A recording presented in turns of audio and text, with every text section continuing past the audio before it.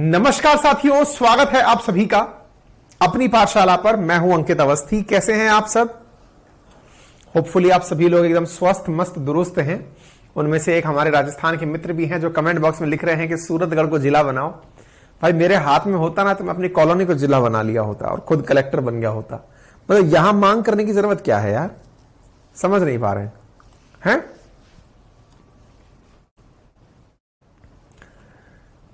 हाँ, प्लेन्स का नोट्स अभी शेयर हो जाएगा। मुझे अभी टीम ने बताया किसी कारणवश कोई टेक्निकल ग्लिच के कारण वो आपके नोट्स साझा नहीं कर पाए थे। वो अभी के अभी नोट्स साझा कर रहे हैं। ठीक है,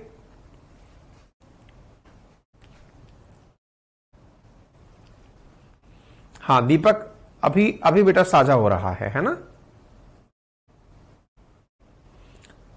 एक बालक लिख रहे हैं सर शायद फाइनल देख रहे थे। फाइनल होपफुली का आप आईपीएल का कह रहे होंगे। सच बताऊं तो मैं सो रहा था।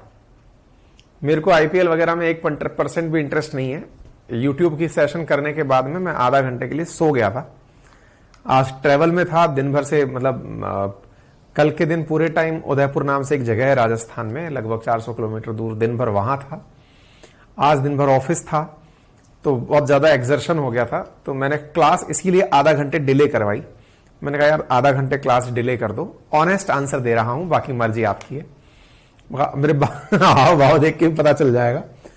हाँ, बस फायदा मुझे ये है कि मैं आधा घंटे झपके ले लेता हूं तो थोड़ा रिचार्ज फील करता हूं कि हाँ भाई हो गया है काम अपना। ठीक है, तो कहीं नहीं, अपन सो रहे थे, अपन आपके सामने वापस आ गए हैं।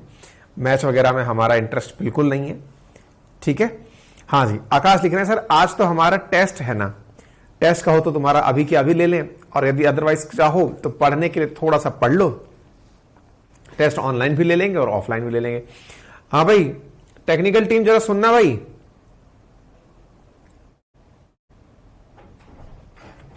ज्योग्राफी का एक टेस्ट बनाकर डालना है।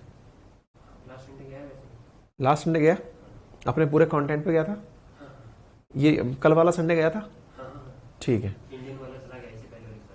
अच्छा इससे पहले वाली क्लास तक का चला गया। ठीक है, तो भाई टेस्ट टीम ने बताया कि आप लोगों का इस संडे को अभी डाल दिया गया था, और ऐसा ही टेस्ट आपका फिर एक और डाल देंगे, है ना? तो ये तो बहुत ही अच्छा हुआ। ठीक है, हाँ। अंशुमान लिख रहे हैं सर आधा घंटा कैसे सो लेते हैं? यार मैं बताऊं ना, मतलब ये ज्यादा शेखी भगाने वाली बात नहीं है। मैं 15 मिनट में भी सो लेता हूं। मतलब हालांकि कहते हैं स्वस्थ मनुष्य को 8 मिनट में जाके नींद आती है, पर मैं शायद अस्वस्थ प्राणी हूं कि मैं पढ़ते ही नींद आ जाती है। मतलब पढ़ा और टक से नींद आ गई, है ना? वो 3 इडियट मूवी के अंदर वो नहीं था वायरस, जो मतलब पावर नैप लिया करता था, वो शायद वैसा वायरस, बड़ा वायरस मैं हूं। पढ़ते ही नींद आ जाती है। ठीक है, चले अब शुरू करें। चलिए तो शुरुआत करते हैं मेरे प्यारे साथियों। जैसा कि आप सभी को ज्ञात है कि हम लोग भारत का जो ज्योग्राफी पढ़ रहे हैं, उस भारत के ज्योग्राफी में अभी फिलहाल हम एंट्री कर रहे हैं तटवर्ती मैदानी प्रदेश में, कोस्टल प्लेन्स में। आप सबने उत्तर का मैदान बहुत अच्छे से पढ़ लिया, आप सबने हिमालय बहुत अच्छे से पढ़ लिया। अब कोस्टल प्लेन्स के बारे में हम थोड़ा सा जान लेते हैं। आप सभी को भारत का मैप देख करके अब तक ये तो अच्छे से समझ में आ ही गया है कि भारत को किस प्रकार से पूर्व और पश्चिम में विभाजित किया जाता है ना? और अगर आपको भारत को किस प्रकार से पूर्व और पश्चिम में विभाजित किया जाता है ये समझ में अगर आता है, तो यहां से आगे का काम जो समझने के लिए है वो बहुत आसान है। बहुत आसान कैसे है?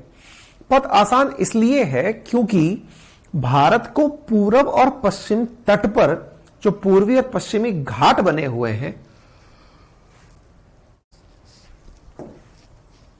उन घाट के पैरेलल ये वाला जो क्षेत्र चलता हुआ दिख रहा है, जो कि पर्वतों के किनारे है। मैंने आपको जब मैप समझाए थे तब भी बताया था। तो ये जो क्षेत्र हमको दिखाई दे रहे हैं ना, यहां पर मैदान स्थित हैं। देखो, आपने इंडिया का जो मैप अभी तक देखा है उसमें क्या बताया? पहले हिमालय देखा था, और हिमालय के दक्षिण में हमने गंगा का मैदान, या फिर ये कहिए उत्तर भारत का मैदान डिस्कस किया था। ऐसे ही पूर्व और पश्चिम घाट पर, इधर पश्चिमी घाट पर्वत श्रृंखला है, इधर पूर्वी घाट पर्वत श्रृंखला है। इनके कोस्टल इलाकों पर तटवर्ती मैदान स्थित हैं, और इन्हीं तटवर्ती मैदानों को आज के सेशन में हम आपसे विभिन्न नामों के साथ डिस्कस करने वाले हैं। जैसे जो पश्चिम तटवर्ती तरफ है उसे पश्चिमी तटवर्ती मैदान कहा गया। जो पूरब की तरफ है उसे ईस्टर्न कोस्ट प्लेन कहा गया। यानी कि भारत को विभाजित करने के लिए यहां पर दो प्लेन आपके सामने हो गए, एक पश्चिम की तरफ पश्चिमी तटवर्ती और एक पूरब की तरफ पूर्व तटवर्ती। ये तो सबसे सिंपल तरीका हो गया जानने का। बात अगर पश्चिमी तटवर्ती मैदान की जाए तो यह शुरू होता है कच्छ से लेकर कन्याकुमारी तक। अब आप पूछेंगे कच्छ से ही क्यों शुरू होता है और ऊपर से क्यों नहीं ले लिया? क्योंकि और ऊपर पाकिस्तान है, कहे होते तो अखंड भारत की तरह उसे भी ले लिए होते, लेकिन फिलहाल के लिए चूंकि यहां से ऊपर पाकिस्तान शुरू हो जाता है, इसलिए कच्छ से लेकर कन्याकुमारी यही एक पश्चिमी तट भारत के पास स्थित है। ठीक है, इसी प्रकार से दूसरी तरफ अगर हम बात करें तो यहां पर उत्तर से लेकर के दक्षिण तक पूर्वी तटवर्तीय मैदान है। ठीक है, अच्छा, अब जब बात कच्छ से कन्याकुमारी की हो रही हो तो यह मैदान उत्तरी मैदानों की तुलना में कैसे हैं? तो स्वाभाविक सी बात है, ये दिखने में ही लग रहे हैं कि बहुत ही सॉर्टेड है। देखिए ये जो काला काला दिखाई दे रहा है आपको, ये पर्वत की निशानी है, मतलब उससे ऊपर की तरफ पश्चिमी घाट पर्वत श्रृंखला है। उसके बाद में जो बची हुई जगह दिख रही है यह तटवर्ती मैदानी क्षेत्र है। तो ऐसी स्थिति में कहा गया है कि यह सकरे मैदान है, क्योंकि इन क्षेत्रों में नदियां नदमुख बनाती हैं। अब यह नदमुख क्या होता है आपको याद होगा, डेल्टा और एस्चुरी, ये दो टर्मिनोलॉजी मैंने आपसे डिस्कस की हैं। डेल्टा क्या है? डेल्टा वो क्षेत्र है जहां नदियां समुद्र में मिलने से पहल के बड़ी इठलाती हुई मठलाती हुई जाकर पानी में गिरती हैं, यानी जाने से पहले वो प्रॉपर तरीके से फैलकर चौड़ में जाती हैं। लेकिन एस्चुरी वो है कि पहाड़ से उतरता हुआ पानी तीव्र गति से जाकर समुद्र में समाहित होता है। दोनों में अंतर समझिए। जब नदी का पानी समुद्र में जाने से पहले प्रॉपर तरीके से जाकर विस्तार में फैलकर जाता है, जैसे दुनिया का सबसे बड़ा डेल्टा सुंदरबन डेल्टा है, जहां पर गंगा नदी समुद्र में गिरने से पहले प्रॉपर तरीके से फैलती है। ठीक है, वहीं दूसरी तरफ एस्चुरी की बात की जाए तो नदियां पहाड़ से उतरी और प्रॉपर फैलने की जगह नहीं ली, बिल्कुल खाई बनाकर धड़ाम से पानी में जाकर गिरी, क्योंकि तेजी से आकर गिर रही थी। तो छोटा तट बनता है नदियों का वो एस्चुरी, और फैल के बनता है वो डेल्टा। समझ में आ गया? अब कॉमन सेंस लगाओ।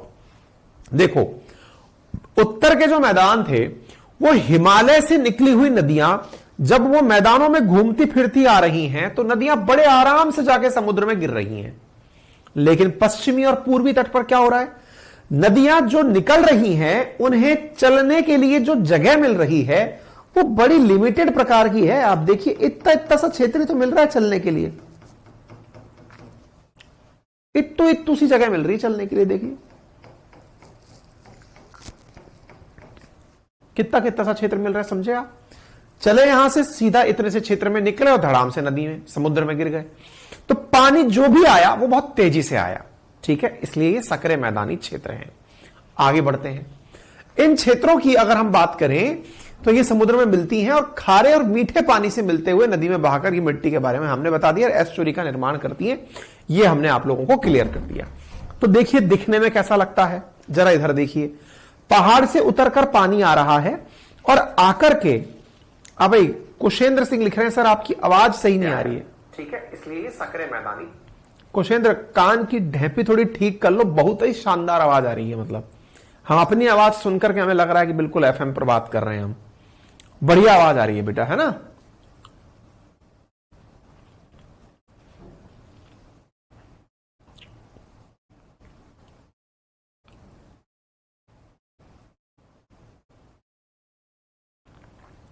हम्म,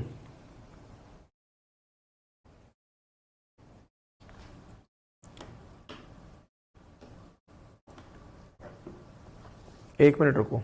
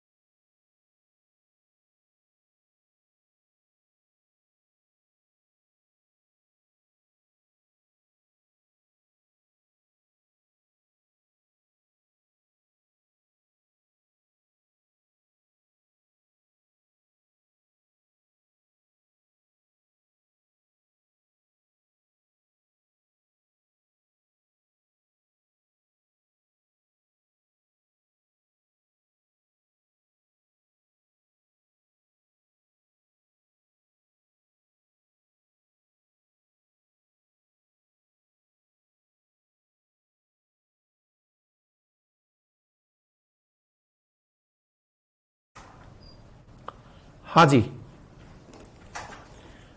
एक बालक बोल रहा है सर कुछ लोग ऐसा बोलते रहेंगे, आप पढ़ाने पे फोकस करें। ठीक है, मौर्य प्रिंशु बिल्कुल करा रहे हैं, बिल्कुल, है ना। चलिए आगे बढ़े। तो ये जो तस्वीर आपके सामने आ रही है, जरा आप इसे देख सकते हैं। एस्चुरियां कुछ इस तरह की दिखाई पड़ती हैं। पहाड़ से पानी आता है, सीधा सीधा नदी में बन करके डायरेक्ट समुद्र में मिल जाता है। ठीक है, एस्चुरीज क्यों बनती है, कैसे बनती है, ये सिंपल फैक्टर्स हैं, इन्हें आप पढ़ लीजिएगा। अब सवाल बनता है कि कितने भागों में हम मैदानी भागों को बांट सकते हैं। तो देखिए, जो पश्चिमी तट पर स्थित मैदान है उसे निम्न भागों में बांटा जा सकता है। कौन कौन से? देखो, जो कच्छ के सामने है वो कच्छ का मैदान, जो काठियावाड़ के सामने है वो काठियावाड़ का मैदान, कच्छ और काठियावाड़ के बाद में गुजरात और महाराष्ट्र के बॉर्डर पर गुजरात का मैदान, उसके बाद कोंकण का मैदान, कन्नड़ का मैदान और फिर मालाबार का मैदान। हाँ भाई, मालाबार जो है उसके नाम पर मालाबार एक्सरसाइज भी होती है। होपफुली आप लोगों को ध्यान हो, नहीं ध्यान हो तो एक बार के लिए यहां पर देख लीजिए। देखिए, यहां पर दिखाई दिया कच्छ का मैदान, ये जो गल्फ ऑफ कच्छ है इससे उत्तर में कच्छ का मैदान। आप भारत के मैप को एक बार के लिए अपने उसमें देख लीजिए। आप में से कईयों को लगेगा सर इतना डेप्थ में पढ़ने की तो हमें आदत ही नहीं है, आप इतना पढ़ा क्यों रहे हो। आप ये मान लो कि मैं एक भी ज्योग्राफी में ऐसी चीज नहीं छोड़ूंगा जिसके ऊपर कुछ आपके लिए बचा रह जाए। तो जो कच्छ में है वो कच्छ का मैदान, और काठियावाड़ में जो है, यानी काठियावाड़ के जो दक्षिण में है वो काठिया। अब देखना, इस बात को समझना, Gulf of Kutch, Gulf of Mannar, इन दोनों के बीच में आपको क्या समझना है ना कि ये वाला जो क्षेत्र आपको दिखाई पड़ रहा है इस खाड़ी से संबंधित नहीं। कच्छ जहां पर कभी पहले भूकंप आया था वहां मैदान कच्छ का मैदान है। उसके बाद में ये जो क्षेत्र आपको दिखाई दे रहा है जस्ट लाइक ए पेनिनसुला, ये वाला क्षेत्र काठियावाड़ का मैदान है, गुजरात है ये। और गुजरात का एक बड़ा हिस्सा जो ये वाला हिस्सा है जहां पर आपको बचा हुआ शेष भाग गुजरात का दिखता है, ये गुजरात का मैदान है। गुजरात के बाद में जो शेष हिस्सा बचता है, ये देखिए, अगर आप मैप के आधार पर समझें तो ये महाराष्ट्र है, और महाराष्ट्र के मुहाने पर स्थित केरला है, सॉरी माफी चाहेंगे, गोवा है। तो महाराष्ट्र और गोवा के किनारे पर स्थित इस मैदान को कोंकण मैदान कहा गया है, जो कोंकण रेलवे के लिए जाना जाता है। ठीक उसी प्रकार से यहां पर स्थित ये कोंकण रेलवे के बाद गोवा, और गोवा के बाद में यहां जो दूसरा राज्य आपको दिख रहा है, इस राज्य का नाम कर्नाटक है, जहां भाषा कन्नड़ बोली जाती है, इसलिए इस मैदान का नाम कन्नड़ का मैदान है, कन्नड़ मैदान है। कोंकण कोंकणी भाषा के कारण, कन्नड़ कंकणी भाषा के कारण। ठीक है, अच्छा, और ये रहा केरल, और केरल के तट पर जो मैदान है इसका नाम मालाबार का मैदान है। तो इनको आप अच्छे से याद रख सकते हैं। कैसे? पहले कच्छ, फिर काठियावाड़, फिर गुजरात, बाकी सारा फिर कोंकण, कन्नड़ और मालाबार। बहुत आसानी से याद रखने लायक 6 मैदान हैं। 6 मैदान कहां पर हैं? चूंकि आपके सामने दिख रहे हैं तो याद रह जाएंगे, और अगर मैं आपसे कह दूं कि मैंने आपके सामने से गायब कर दिया, अब बताओ, तो संभव है थोड़ी देर के लिए आपकी आंखों के सामने रहें।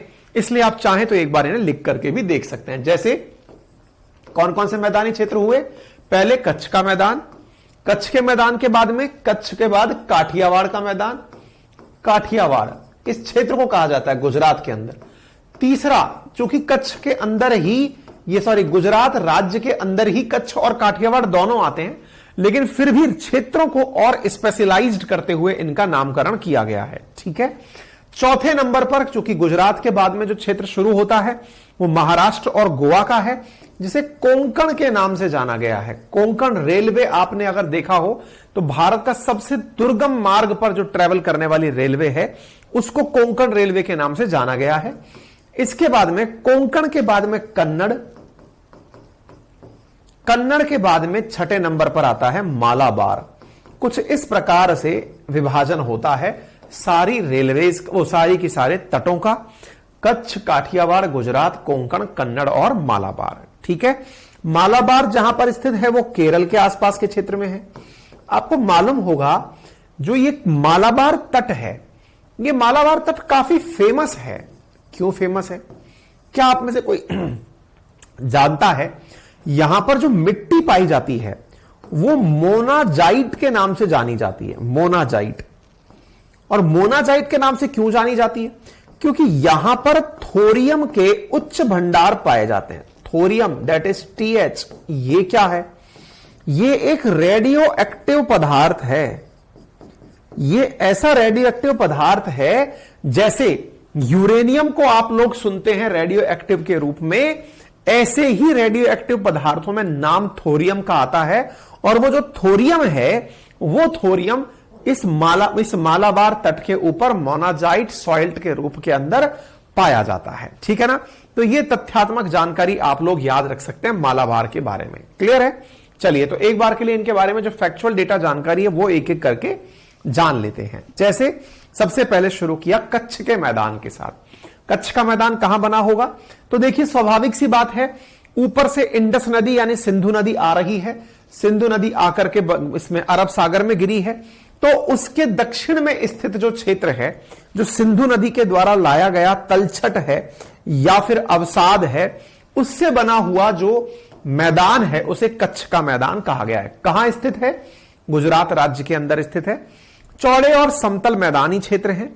ज्वारीय गतिविधियों के कारण यहां मृदा में बहुत अधिक लवणीयता पाई जाती है।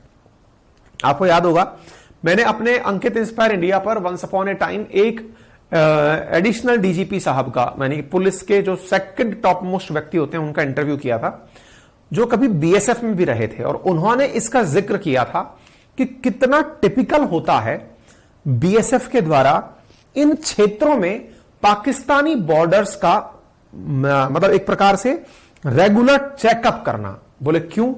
बोले ये जो पूरा पूरा क्षेत्र है, यहां पर रण ऑफ कच्छ के नाम से पूरा दलदली या मार्शी लैंड है। ये बहुत टिपिकल जगह है। ये आपको याद होगा, इस क्षेत्र के बारे में हम लोगों ने आपसे पहले भी एक बार मैंने और डिस्कशन किया था, जब मैंने आपको यहां पर भारत का पाकिस्तान के साथ में जो कन्फ्लिक्ट है उसे समझाने का प्रयास किया था। पता नहीं आप लोगों को कितना ध्यान आ रहा है, कोई बताएगा?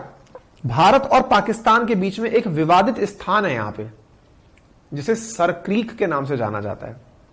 और वो सरक्रीक विवाद भारत और पाकिस्तान के बॉर्डर पर जुड़ा हुआ विवाद है।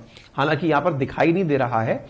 असल में सरक्रीक भी क्या है कि एक प्रकार से समुद्र का पानी जो गल्फ ऑफ कच्छ में बहुत अंदर तक जा रहा है।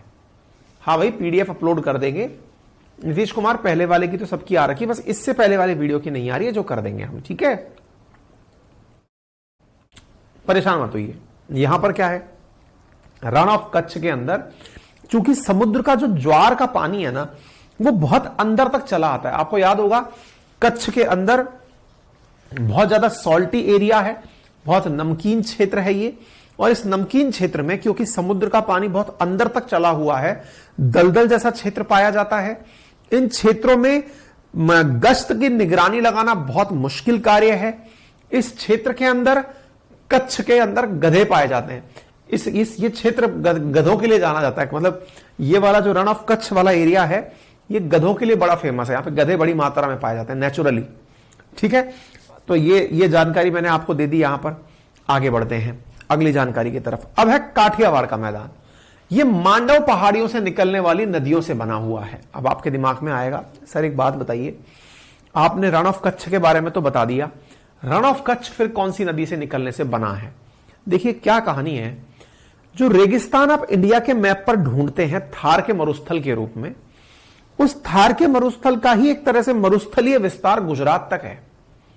लेकिन राजस्थान में जो थार का मरुस्थल है, जो कि पाकिस्तान में भी है, वो तो पानी के बिना सूखा रह जाता है। लेकिन जो मरुस्थल गुजरात की तरफ फैला हुआ है कोस्टल एरिया तक, यहां पर बारिश नहीं है, समुद्र का पानी उसके अंदर अंदर तक चला आया है। इससे वो एरिया दलदली बना हुआ है। ठीक है ना? तो बोले सर फिर भी आपने जैसे अभी कहा कि सिंधु के अवसाद से निर्मित है। हमने कहा जो भी क्षेत्र हैं वो किसी ना किसी प्रकार से नदियों के साथ बनाए गए हैं। बोले ठीक है, तो क्या इस रण ऑफ कच्छ में भी कोई नदी आती है क्या? बिल्कुल आती है। राजस्थान के अंदर अरावली पर्वत से निकल करके बहने वाली नदी, जिसका नाम है लूणी नदी, जिसे लवणवती नदी भी कहा जाता है, वो नदी जिसके बारे में मैंने एक दिन आपको बताया था कि जब वो अरावली से निकलकर बहना शुरू करती है तब तो वो मीठी होती है, लेकिन आगे जाकर बालोतरा के नजदीक पहुंचकर उसका पानी खारा हो जाता है। वो नदी अपना पूरा पानी इस गल्फ ऑफ कच्छ नहीं अपितु रण ऑफ कच्छ में जाकर के छोड़ देती है। यानी नदी का पानी इस पूरे मैदानी क्षेत्र में जाकर फैल जाता है, यानी समुद्र में नहीं जाता, कच्छ में ही रह जाता है, और वो भी एक बड़ा कारण बनता है। ठीक है, ऐसे ही गुजरात में स्थित मांडव पहाड़ियों से निकलने वाली नदियों के कारण जो लोकल नदियां हैं उनसे काठियावाड़ के मैदान का निर्माण होता है। छोटा सा मैदान है, इसके बारे में ज्यादा जानकारी नहीं है। ठीक है, अब आते हैं गुजरात के मैदान के बारे में।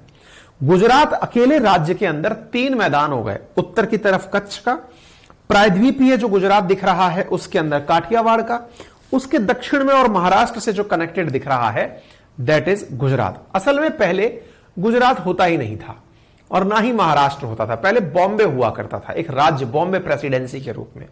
उन्हीं में से गुजराती भाषा बोलने वालों ने गुजरात राज्य बना लिया और मराठा बोलने वालों ने महाराष्ट्र बना लिया।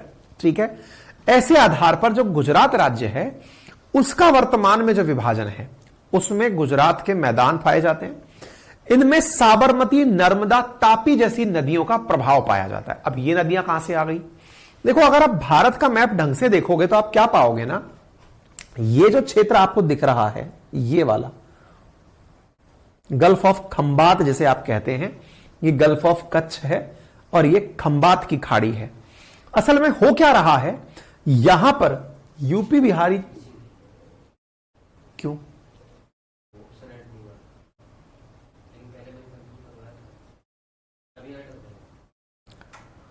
यहां पर ये वाली जो पहाड़ी है विंध्या, यहां पर ये वाली जो पहाड़ी है सतपुड़ा, इन दोनों के बीच में से बहकर बहने वाली नदी नर्मदा, तापी, यहां से आने वाली नदी साबरमती, ये सब की सब नदियां यहां जाकर के गल्फ ऑफ खंबात में गिरती हैं।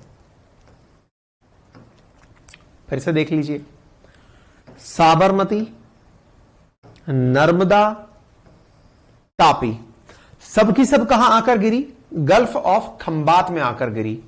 गल्फ ऑफ खंबात में नदियां आकर गिरी हैं तो ऐसी स्थिति में अगेन नदियां हैं, देखिए साबरमती आ रही है अरावली के पास से, विंध्या और सतपुड़ा से आ रही हैं नर्मदा और तापी, उनके प्रभाव से जो लाई गई मिट्टी है उनसे बना हुआ यह मैदान गुजरात का मैदान कहलाता है।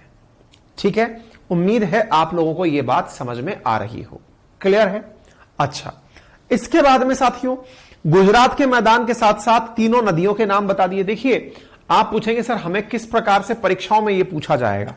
बड़ा सिंपल है, आपसे पूछा जाएगा कि गुजरात के मैदान से संबंधित नदियां कौन सी हैं। 4 ऑप्शन दे दिए, गोदावरी, कृष्णा, कावेरी, नर्मदा। अब आपको याद होगा कि नर्मदा है तो आप कर देंगे, नहीं याद होगा तो फिर आपके लिए वो यूजलेस हो जाएगा। ठीक है ना, इस प्रकार से आपको ध्यान रखते हुए करना होगा।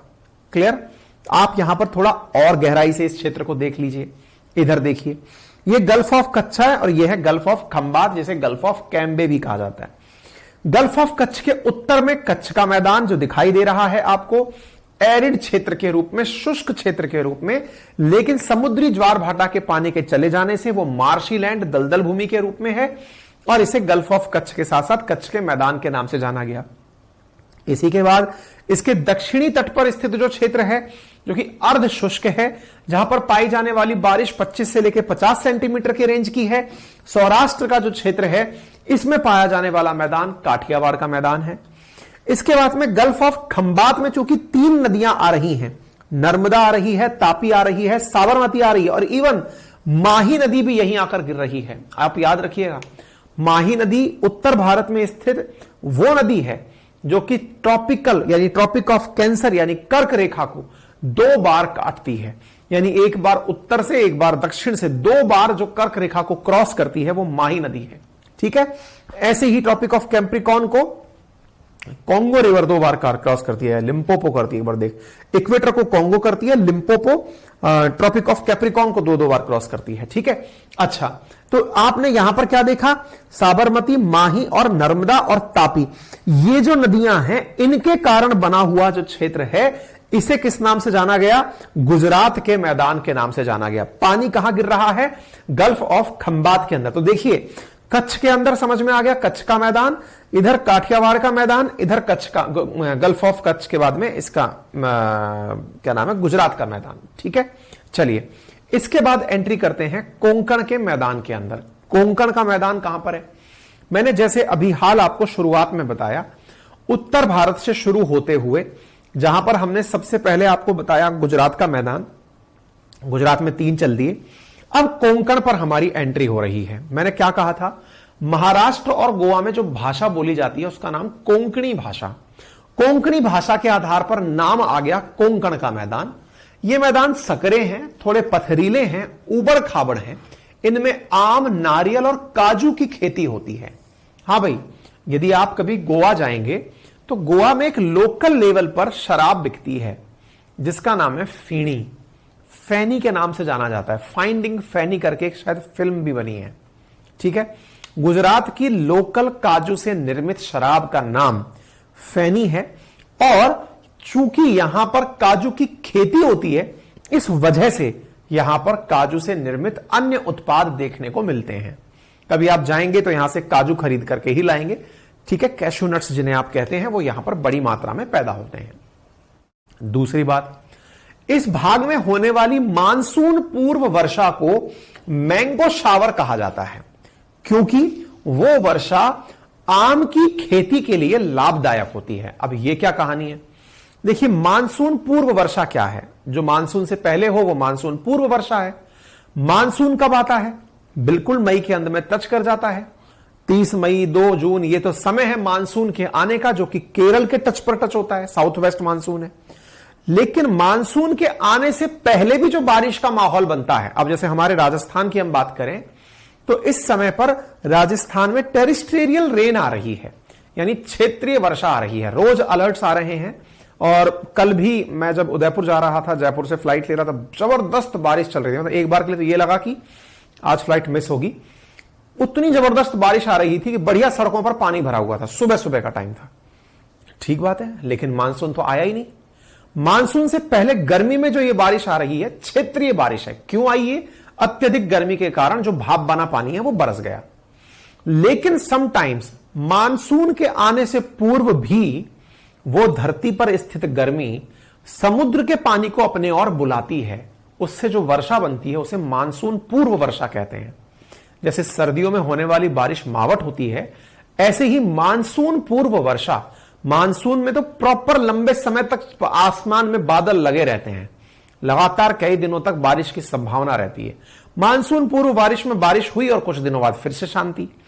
इस प्रक्रिया में फलों को पकने में बड़ी मदद मिलती है, और यही कारण है जब फलों को पकने में मदद मिलती है तो आपने देखा होगा ये जो सीजन चल रहा है आपके घरों में बड़ी मात्रा में आम आ रहा होगा, और आम आते समय आम का पकना, आम का पीला होना, आम का स्वादिष्ट होना, कई बार आपने सुना होगा गर्मी में अगर बारिश आ जाती है तो फिर उसके बाद जो टूटे हुए आम आते हैं, पता नहीं उनमें ऐसा क्या छिड़काव करती है वो बारिश कि वो आम मीठे हो जाते हैं। अगर आपने नोटिस किया हो तो इस बात को बहुत तवज्जो दीजिएगा। उनका मिठास, उनका मीठा होना आम का, वो इस बात पर निर्भर कर रहा है कि उन आमों में बारिश का पानी लगा है। आप में से जो भी क्षेत्र में इस तरफ रहने वाले क्षेत्र के लोग हैं वो पहचानते होंगे, मालदा का आम, गुजरात का आम, कच्छ का आम बड़ा फेमस होता है। भारत में आम की बड़ी विविध प्रजातियां पाई जाती हैं, उनमें से आम्र वर्षा इसीलिए क्योंकि ये मानसून सावर है। ठीक है, उम्मीद है आप इस बात को प्रॉपर तरीके से समझ पाएंगे। ठीक है ना,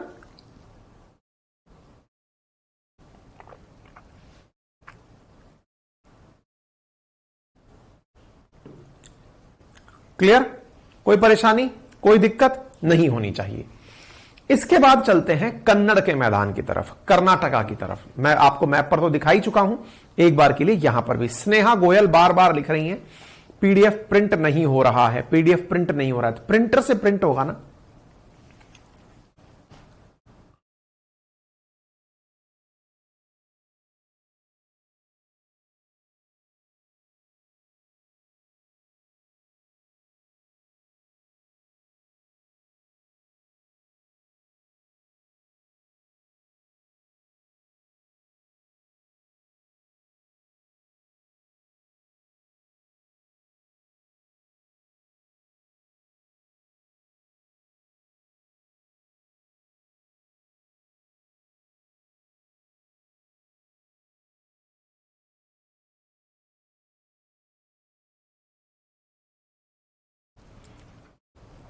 हाँ भाई, कुछ बच्चे पूछ रहे हैं लैपटॉप में क्लास चलेगी क्या? मैं आपको याद दिला दूं, लैपटॉप के लिए हमारा एप्लीकेशन बन चुका है।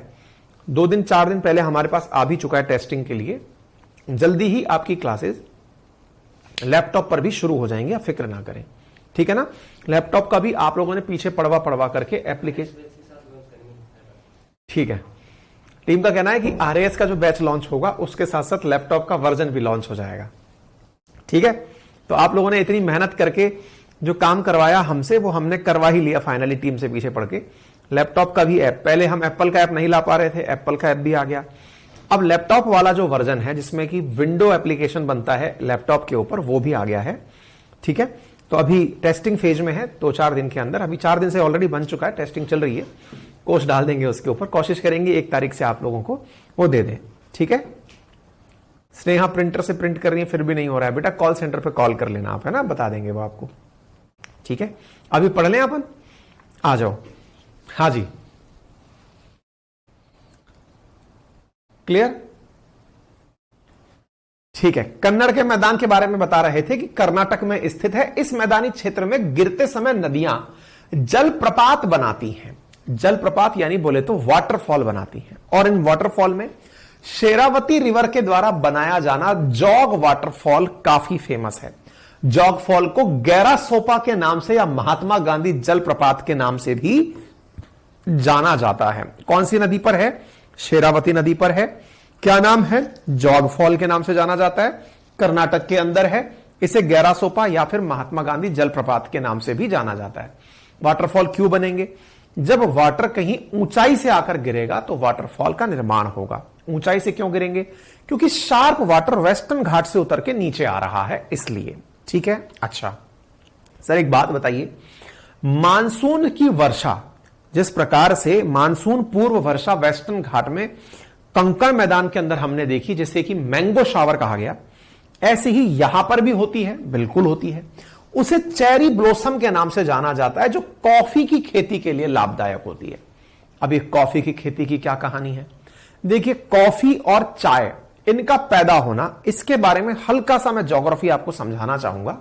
एक बार के लिए आप इंडिया का मैप अगर ध्यान से देखें तो आपको क्या ज्ञात होगा ना कि इंडिया का जितना भी दक्षिण वाला हिस्सा है, जैसे मैं आपसे एक जनरलाइज सवाल पूछूं कि अगर आप दक्षिण भारत को दिमाग में रखते हैं तो बताइए, दक्षिण भारत में सामान्य तापमान, मतलब जो तापमान है वो आज जैसा है, आज जैसा से मतलब जैसे नॉर्थ भारत में है वैसा है, या नॉर्थ भारत से तीव्र है, उच्च है?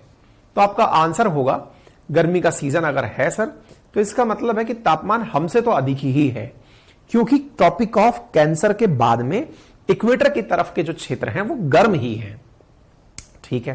ट्रॉपिकल क्षेत्र सामान्यतः गर्म है और इक्वेटर के आसपास के क्षेत्र तो वो ज्यादा ही गर्म होते हैं। अच्छा, यानी आपको यह तो पता है कि आप जितना दक्षिण में जाएंगे गर्मी बढ़ती चली जाएगी। ध्यान से समझिएगा, यह बड़ा इंपॉर्टेंट फैक्ट है जो मैं आपको समझाने जा रहा हूं, क्योंकि एग्रीकल्चर भी आपके लिए इंडियन ज्योग्राफी में आपको पढ़ना है, इसलिए मैं बताता रहा हूं। अच्छा, वहीं दूसरी ओर जब गर्मी बढ़ रही है और आपको यह भी मालूम है कि थोड़े दिनों में साउथ वेस्ट मानसून आएगा, मानसून की सर्वाधिक बारिश, यानी कि जो बारिश आएगी वो भारत में सर्वाधिक इन्हीं क्षेत्रों में आएगी। कौन से क्षेत्र में? वेस्टर्न घाट क्षेत्र में। आप सोचिए, तापमान भी अधिक है और बारिश भी अधिक है।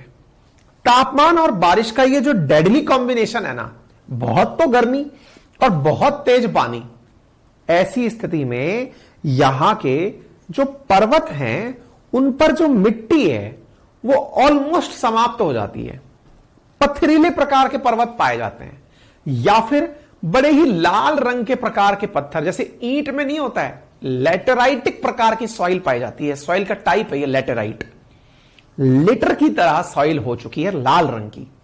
और उस लाल रंग की सॉइल पर ही साथियों, ये जो काजू की खेती हो, या फिर काजू की खेती के साथ साथ ये जो अन्य प्रकार की जो खेतियां मैंने आपको बताई ये बड़ी मात्रा में होती है कॉफी के लिए और चाय के उत्पादन के लिए। जो सबसे प्रमुखता से पाई जाने वाली चीज है, पता है वो क्या है? जड़ें तो गीली हो लेकिन तापमान उच्च हो, तब जाकर के चाय और कॉफी की पैदावार होती है। दोबारा सुनिए क्या कहा, जड़ें तो गीली हो और तापमान उच्च हो तब जाकर चाय की खेती होती है। यही कारण है कि वेस्टर्न घाट पर चाहे केरल हो या कर्नाटक हो, इनमें चाय की, कॉफी की बड़ी मात्रा में खेती होती है। आप अगर केरल को कभी देखेंगे, मन्नार वगैरह साइड घूमने जाएंगे, ऊटी साइड घूमने जाएंगे, तो आप चाय के बागान मिलेंगे। यही हाल जब आप आसाम में जाएंगे या दार्जिलिंग साइड में जाएंगे, वहां पर भी यही हाल है। बारिश भी है और पत्तियों के लिए उच्च तापमान भी है। उन दोनों परिस्थितियों के बीच में ये जो परिस्थितियां बनती हैं, ये चाय के लिए और कॉफी के लिए बेहतरीन कंडीशंस मानी गई हैं। तो चाय और कॉफी कब अच्छी पैदा होगी? जब जड़ों में पानी हो और पत्तियां गर्म होती हो। क्या पैदा हो जाएगा? चाय और कॉफी का बेहतरीन उत्पादन हो जाएगा। तो केरल में, अच्छा और ध्यान से सुनिए, अगर आप केरल से और नीचे चल दें तो भैया बैठा हुआ प्यारा सा नन्ना सा श्रीलंका दिखाई पड़ता है। और श्रीलंका में तो ये स्थितियां और भी उच्च होंगी। और भी उच्च होंगी से क्या मतलब है भाई? श्रीलंका तो और भी दक्षिण में है, वहां पर तो मानसून और भी आएगा, गर्मी और भी ज्यादा होगी। इसलिए श्रीलंका भी चाय उत्पादन के लिए जाना जाता है। अंग्रेजों ने यह बात समझ ली थी कि श्रीलंका में चाय बड़ी मात्रा में पैदा हो सकती है। सेलोन्स के नाम से श्रीलंका जाना जाता था। और आपको मालूम होगा, जो श्रीलंका में जो सबसे बड़ा विवाद है श्रीलंकन्स के बीच में और इंडियन तमिल्स के बीच में, उसका सबसे बड़ा कारण भी चाय ही है। अंग्रेजों को चाय चाहिए थी। उन्होंने इंडिया के तमिलनाडु से, क्योंकि देखिए ये वाला जो मालाबार तट है, इसी के बिल्कुल निकट में सटता हुआ तमिलनाडु है, तो यहां से तमिल लोगों को लेकर के कहां बसाया गया था? श्रीलंका में बसाया गया था। चाय इंडिया में थी पहले, ले जाकर के श्रीलंका में बसाया गया। क्यों? क्योंकि अंग्रेजों को ये स्थितियां समझ में आ गई थी कि ये स्थितियां श्रीलंका की बहुत ज्यादा हद तक फेवर करती हैं चाय उत्पादन को। आज श्रीलंका चाय का बड़ा एक्सपोर्टर है। और जो चाय स्थापित करने के लिए इंडिया से मजदूर गए थे, जो इंडिया से कारीगर गए थे, वो आज वहां के तमिल्स हैं।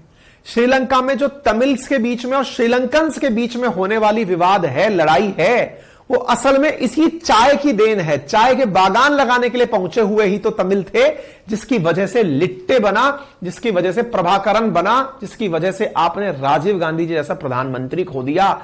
वो जो पूरी कहानियां है ना, वो चाय पर टिकी हुई है प्रभु। ठीक है ना? क्या आप बात को समझ पा रहे? मतलब ज्योग्राफी क्या कुछ देती है, वो आप ज्योग्राफी के साथ साथ सीख रहे हैं। क्लियर हो गया? ऐसी स्थिति में चेरी ब्लॉसम क्या है कि यह क्षेत्र कॉफी उत्पादन के लिए भी जाना जाता है। और कॉफी उत्पादन के लिए ये जो बारिश है ना, मानसून पूर्व बारिश, ये कॉफी उत्पादन के लिए भी फेवर करती है। ठीक है, तो आपको हमने ये जानकारी दे दी। कोंकण हो गया, कन्नड़ हो गया, मानसून की बारिश होगी, कॉफी का उत्पादन हो गया। फिर आते हैं पश्चिमी तट पर, आखिरी मैदान पर, जिसका नाम क्या है? मालाबार का तट। कहां पर स्थित है? केरल में स्थित है। मैदान कैसे होते हैं? चौड़े हैं और इनमें तटवर्ती क्षेत्रों में लैगून झीलें पाई जाती हैं, जिन्हें कयाल भी कहा जाता है। हां भाई, किसी को अगर याद हो तो अभी कुछ दिन पहले मैंने एक खबर पढ़ाई थी, अगर आपको याद हो। क्या? देश में चली पहली वाटर मेट्रो। कुछ याद आया? देश में चली पहली वाटर मेट्रो, और उसमें मैंने आपको बताया था कि पानी में चलने वाली मेट्रो कहां चली है, तो आंसर था केरल में चली है। पानी में कैसे चली है? तो मैंने आपको उस समय भी बताया था, अंकित इंस्पायर इंडिया पर या अपनी पाठशाला पर सेशन है, मैंने बताया था कि इस पूरे क्षेत्र में, कौन से क्षेत्र में? अरब सागर में। देखिए ध्यान से, अगर आप समझेंगे तो आनंद आ जाएगा। केरल का ये वाला जो क्षेत्र है, यहां पर ब्रैकिश वाटर पाया जाता है। ब्रैकिश वाटर का मतलब क्या है? समुद्र का पानी बॉर्डर क्रॉस करके, तटीय बॉर्डर क्रॉस करके राज्य के अंदर घुस गया है और वहां कई कई किलोमीटर लंबी झीलें बना लिया है। उनमें से वेम्बनाड लेक लगभग 59 किलोमीटर लंबी लेक है, जो आपको यहां पर दिखाई पड़ रही है। आप यहां पर देखें, यह आपको वेम्बनाड लेक की लेंथ दिखाई है 96.5 किलोमीटर की। आपने यहां पर जो लेक देखी, आप इस तरह से सोचिए, इतने लंबे किलोमीटर की। यह कैसी लेक है? तो आंसर सुन लीजिएगा साहब, यह बैक वाटर लेक है, एक नंबर। इसी को क्या कहा जाता है? लगून कहा जाता है। इसी को और क्या कहा जाता है? कयाल कहा जाता है। बोले सर ये होते क्या है? समुद्र का पानी इस सीमा को क्रॉस करके अंदर भर गया, इस वजह से बने हुए इस लेक को बैक वाटर लेक कहा गया। तो अगेन एक बड़ा सवाल बनता है, सर एक बात बताइए, भर कैसे गया? भर ऐसे गया कि यहां के तल थोड़े उछले थे, थितले थे, जिनसे पानी अंदर जाके भर गया। तो सर एक बात बताइए, इन लेक का पानी कैसा होगा? खारा पानी होता है। मुसीबत पता है क्या होती है? ये पानी, अब बोले फायदा क्या है इस पानी का? हमने कहा लेक है ना, तो इसका फायदा यह है, इस पानी में ज्वार भाटा नहीं आता। ज्वार भाटा नहीं आता तो क्या फायदा है? परिवहन के लिए बड़े काम आती है, मछली पालन के लिए बड़े काम आती है, टूरिज्म के लिए बड़े काम आती है। नुकसान क्या है? पानी चूंकि एक ही जगह भरा हुआ है तो पानी में स्मेल होती है। इसीलिए केरल जब टूरिज्म के लिए आप जाते हैं और ब्रैकिश वाटर में केरल में हाउस बोट में रुकते हैं, अगर कभी आप घूमने जाएंगे तो केरल में जिस जगह घूमने जाया जाता है वहां इसी प्रकार की लेक में ठहरने के लिए, ब्रैक वाटर लेक के अंदर ठहरने के लिए हाउस बोट बनी हुई है। यानी कि नदी के अंदर ही नाव है और नावों के ऊपर घर बनाए हुए हैं, जहां जाकर आप टूरिज्म के लिए आनंद से जाते हैं। तो वहां पर पानी के सड़ने की स्मेल आती है। सड़ क्यों रहा है? समुद्र का पानी सड़ता क्यों नहीं है? ज्वार भाटे से वो चेंज होता रहता है। लगून क्यों सड़ता है? क्योंकि इसके अंदर किसी प्रकार का परिवहन नहीं हो रहा है। ठीक है ना? तो पर्यटन के लिए बहुत अच्छा। भारत की जो सबसे बड़ी नाव की वो है रेस है, वो भी यहीं आयोजित की जाती है, जिससे नेहरू ट्रॉफी परियोजना या वल्लम कली के नाम से जाना जाता है। नौकायान प्रतियोगिता जिसमें नावों को दौड़ाया जाता है, वो भी कहां होती है? इसी वाले जगह पर होती है। ठीक है ना? अब ये विद्यार्थी पूछ रहे हैं सर इसमें आइलैंड है क्या? आइलैंड नहीं है बेटा, ये इन लैंड फॉर्म के अंदर झील भरी हुई हैं, लगून वाटर कही जाती हैं। ठीक है ना? क्लियर हो गया? कोई दिक्कत हो गई, परेशानी हो तो बताइएगा। ये समझ में आ गए सारे के सारे तट? ये हो गया आपका पश्चिमी तट। अब कौन सा आ गया? पूर्वी तटवर्ती मैदान। पूर्वी तटवर्ती मैदान जैसे कच्छ से लेकर कन्याकुमारी तक पश्चिमी था, ऐसे स्वर्ण रेखा नदी से लेकर के कन्याकुमारी तक पूर्वी मैदानी क्षेत्र पाया जाता है। यहां पर अंतर क्या है? उधर की तरफ कई बार ये कंपैरिजन पूछ लिया जाता है, पूर्वी और पश्चिमी मैदानी क्षेत्रों में अंतर बताओ। पश्चिमी क्षेत्रों की नदियां क्या बना रही थी? एस्चुरी बना रही थी। इधर की नदियां क्या बना रही हैं? डेल्टा बना रही हैं। ठीक है ना? एक तरफ क्या बन रहा था? एस्चुरी, एक तरफ क्या बन रहा है? डेल्टा। यहां के मैदानों की औसत चौड़ाई वहां पर 50 किलोमीटर अधिकतम, यहां पर 100 से लेकर 150 किलोमीटर तक पाई जाती हैं। सीधी सपाट तटरेखा होने के कारण प्राकृतिक बंदरगाह कम हैं। क्यों? ये मैंने पहले भी बताया था, क्योंकि यहां पर असल में तट जो है ना वो गहरे नहीं है। ठीक है? अब स्वर्ण रेखा से लेकर देखिए गोदावरी, कृष्णा, कावेरी, 3 नदियां, स्वर्ण रेखा, गोदावरी, कृष्णा, कावेरी, कृष्णा नदी तक के बीच के मैदान को उत्तरी सरकार के नाम से जाना गया है, और कृष्णा नदी से लेकर कन्याकुमारी के बीच के तट को कोरोमंडल तट के नाम से जाना जाता है। कैसे? आइए इधर देखिए, आपने यहां पर देखनी है स्वर्ण रेखा नदी, और स्वर्ण रेखा नदी के बाद में ये रही स्वर्ण रेखा नदी, और स्वर्ण रेखा नदी के बाद में इधर तक देखनी है आपको कन्याकुमारी। तो अब आप क्या देखेंगे यहां पर? सबसे पहले उत्तरी सरकार। उत्तरी सरकार आप ये पूरा की पूरा आंध्र प्रदेश वाला क्षेत्र और उत्तरांचल वाला क्षेत्र देख रहे हैं। यहां पर ये जो छोटी छोटी नदियां निकल रही हैं, जैसे आप यहां पर ब्राह्मणी नदी को देख रहे हैं, बैतरणी नदी को देख रहे हैं, महानदी को देख रहे हैं, ऋषिकुल्या नदी को देख रहे हैं। ये छोटी छोटी नदियां हैं जो इस तरफ आपको यहां पर दिखाई दे रही हैं। ये जो पूरा की पूरा क्षेत्र आपको दिख रहा है, जो कृष्णा नदी तक जाएगा, आप इसे यहां पर एहसास कर पाएंगे। ईस्टर्न घाट के अंदर यहां सुवर्ण रेखा नदी से निकलकर गोदावरी को क्रॉस करते हुए कृष्णा नदी के बीच का जो क्षेत्र है, इसे उत्तरी सरकार के नाम से जाना जाता है। वहीं दूसरी ओर यहां से कृष्णा से लेकर के नीचे कन्याकुमारी तक कोरोमंडल तट के नाम से जाना जाता है। तो यह रहा कोरोमंडल कोस्ट और यह रहा उत्तरी सरकार कोस्ट, जिसे आप ध्यान रख सकते हैं। ठीक है ना? तो आपने यहां पर देख लिया। अब जब यह उत्तरी सरकार वाला क्षेत्र है, इसी क्षेत्र के अंदर उत्कल नामक प्लेन पाए जाते हैं। उत्कल बोले तो उड़ीसा, है ना? एक बालक लिख रहा है कि सर उत्कल का अर्थ समझ में आ गया, पंजाब, सिंध, वो जो उत्कल का मैदान जनगण मन के अंदर आता है, वो असल में उड़ीसा के लिए है। और इसका निर्माण महानदी के कारण हुआ है, जहां पर चिल्का नदी स्थित, चिल्का झील स्थित है। जैसे उधर की तरफ वेम्बनाड लेक देखी थी अपन ने मालाबार में, ऐसे ही उड़ीसा के अंदर चिल्का लेक है, ब्रैकिश वाटर, बिल्कुल वैसे ही चिल्का लेक अगर आपको ध्यान हो तो रामसर साइट के रूप में और ऑलिव रिडल टर्टल के लिए जानी जाती है, यानी वो कछुए जो कि प्रवास करते हैं उनके लिए बड़ी मात्रा में चिल्का लेक की चर्चा होती है। चिल्का झील एक प्रमुख आर्द्र भूमि है, वेटलैंड है और रामसर सूची में शामिल है। इसी के तट पर चांदीपुर बीच स्थित है, जहां पर भाटे के समय पानी बहुत पीछे हट जाता है, और व्हीलर द्वीप भी स्थित है जिसे कलाम द्वीप के नाम से कहा जाता है।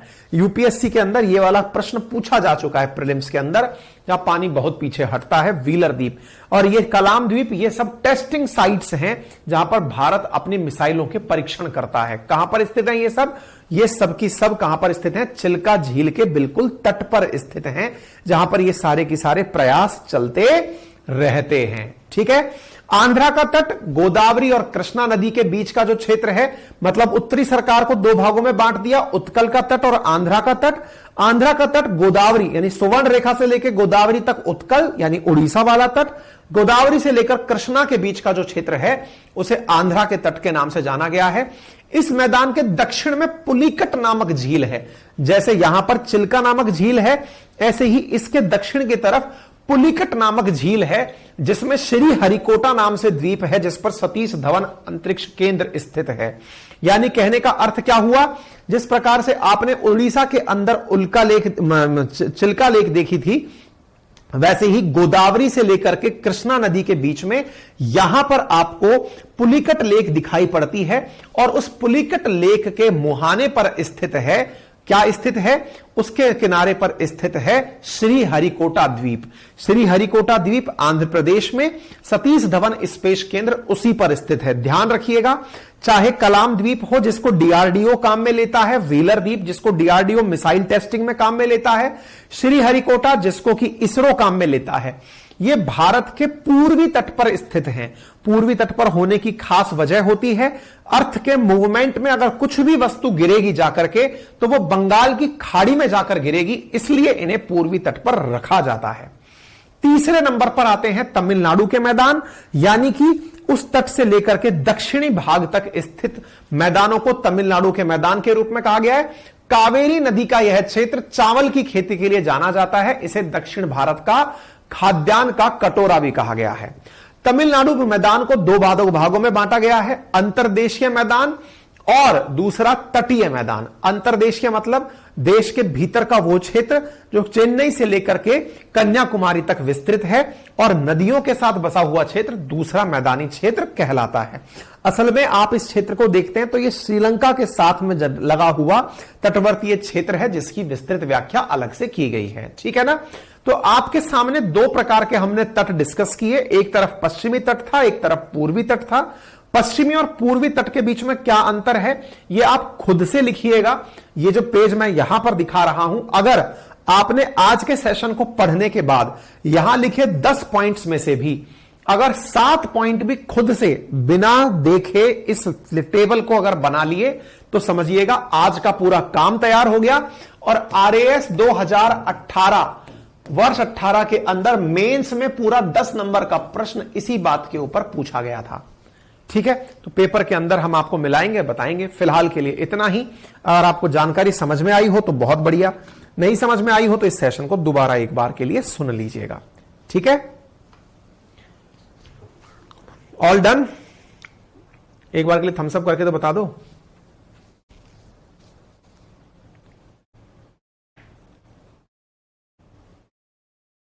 डन।